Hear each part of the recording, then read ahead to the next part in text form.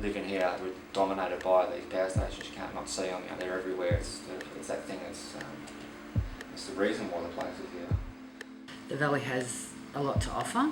It's accessible to so many things. It's a good place to live, and I mean, as a young person, I moved away, of course, like most people do, and come back and just saw it with different eyes, I suppose. It's really exciting for me when RMIT came in with the ReActivate Latrobe Valley, because it seemed to align with what I was seeing anyway, with the closures of all these shops along this strip, and so it was quite exciting to have that connect at the same time.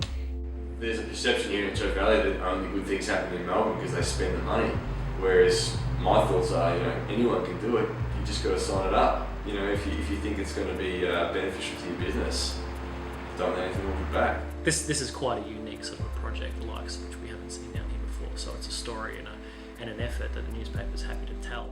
It's an interesting conversation, very interesting conversation last week with a lady who used to run a milk bar.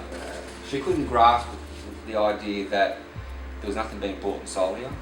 It's one of the things about this project is it's such a big project. It's a massive project.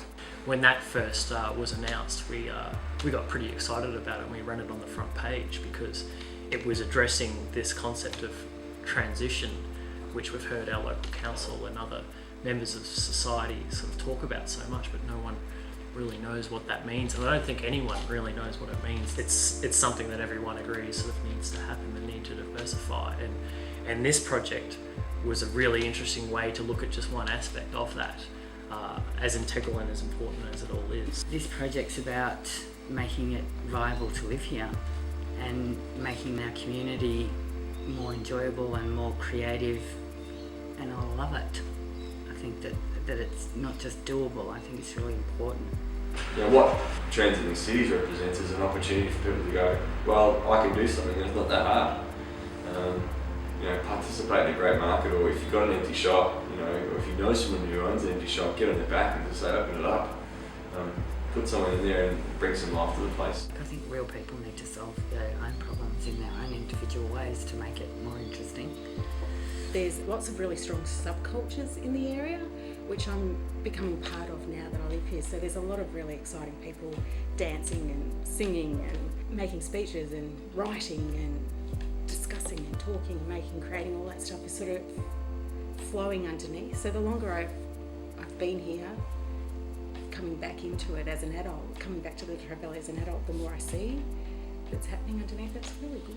One thing I'd like to offer this area is just, through our businesses, is just that other option. If you want to do something a bit more exciting, or if you want to do something which is like you've seen overseas or like you've seen in Melbourne, then we can help you do it. Every business has the same opportunities. Why not create something which is really exciting for your customers? Like the market, the night market that you guys held down here a couple of months ago. Like people here wouldn't have seen that. I don't think would have seen that in years. It just reminded them just what's possible, what a community can do if it just thinks outside the box a little bit, and I think that's very important. It's just important that for a project which is so beneficial to the region, just to support it. And to be one business, we have 40 or 50 other businesses we work for. So if we get involved, we're sort of showing them, this is important, this is good for the region, we're supporting it, you should too.